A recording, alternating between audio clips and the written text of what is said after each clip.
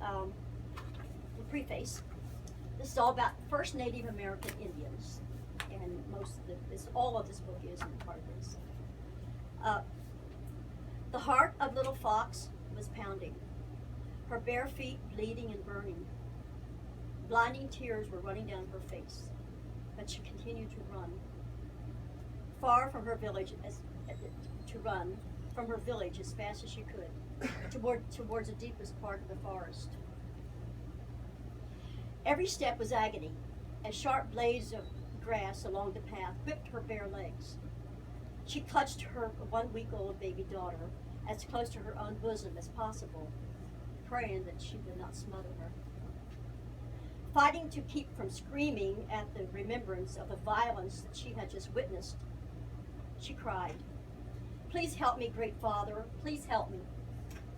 She put a finger in the baby's mouth so it would suck and keep quiet. The gentle tugging on her finger was comforting as she ran. Suddenly, the baby stopped sucking. Little Fox was sure that she had smothered her baby, but was afraid to stop to examine her. She continued to run, holding it tightly against her chest. If her baby died, it would still be a more meaningful death than the violent savagery that had just silenced her entire tribe. And then, just 2 paragraphs from the first chapter, it starts in the middle of the page, so it references she, not a name.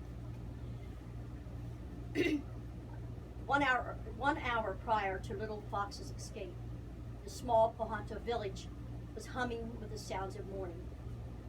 The religious leader had finished his morning prayers to the Father Spirit, and the villagers were going about the activities of the day. Almost a paragraph. The early morning was slightly warm. There was a cool breeze from the flowing river. The remaining yellow of spring bushes provided a golden perimeter for the eating area. The aroma of ashes from the earth, from the early morning fire, lent an air of home to the peaceful village. The first crops of spring berries were ripe for picking. Blue Cloud, chief of the tribe, sat with the elders, smoking his pipe by the dwindling embers. Suddenly, a thundering explosion of cruelty coming from the west staggered and stunned the unsuspecting tribe. Blue Cloud looked up from his smoking pipe to see wild barbaric riders savagely attacking the villagers. Apparently, the attackers knew he was the chief of the tribe, for they immediately grabbed him, brutally beat him, and tied him to a tree, forcing him to witness the annihilation of his people. It's not all gloom and doom. That just tells you how she got there. And the second book in the series, The Run to the River, it's actually 2 parts. So the first part is about an ancestor of the first Native American girl, and then the second half is the haunting of Shannon Fitzpatrick, which is a millennial lady who is haunted by these spirits. Anyway, what I'm going to read now is not any part of the story so much as to explain why this big rock boulder is on the front cover. And so it's basically about the area around the rock that the story takes place. There was a large group of boulders along the shore of the Choptank River. The largest of the piled up rocks loomed over the rest and seemed to resemble a giant bird's wing, preparing to soar to the sky. The Choptank Tribe called the group of rocks the Mighty Prayer Rock.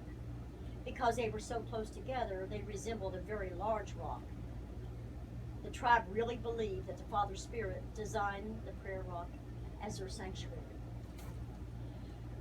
During the season of the full moon, Manasquaw and Choptank stood side by side in a flower circle on a bed of sand and autumn leaves near the prayer rock.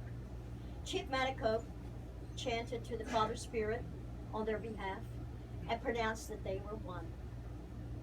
Choptank's dream had come true. She was body and soul one with Manasquaw. The all-night celebration went on much too long for her. For as long as she could remember, she dreamed of making love with him, Her dream finally came true. It was a magical night. She was truly in love and totally his. Hi, Donna. Then this is for the middle end of the section with the haunting of Shannon Fitzpatrick. And Shannon is in the same area as this young First Native American girl. And again, it's in the middle of a paragraph, so it starts off with she or her, doesn't know the name. Reaching the bend in the road, a sudden feeling of sadness interrupted her random thoughts. She could have been walking blindfold and known exactly where she was. As usual, she looked beyond the field to the huge rock and the river. The river was always her source of solace. She felt as if someone was watching her. For a few minutes, she even allowed her imagination to create a personality to go along with her feelings. She abruptly stopped walking. Then, deciding to go to the river, she began a leaf-crushing walk through the field. She stopped at the rock and touched the cold stone with her right hand. Surprisingly, for that moment, she had no fear or felt any sadness. She simply said, "Don't be afraid." And realizing the absurdity of her statement, she thought, I should be the one afraid.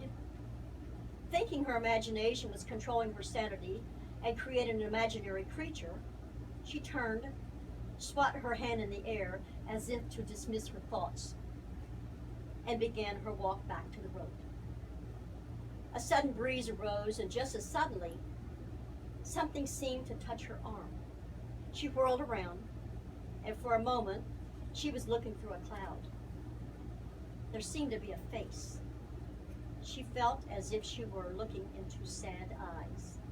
She stared, seemingly frozen. Then she was surely afraid. Severely shaken, she ran as fast as she could through the field to the safety of her home. And it does get more lighthearted.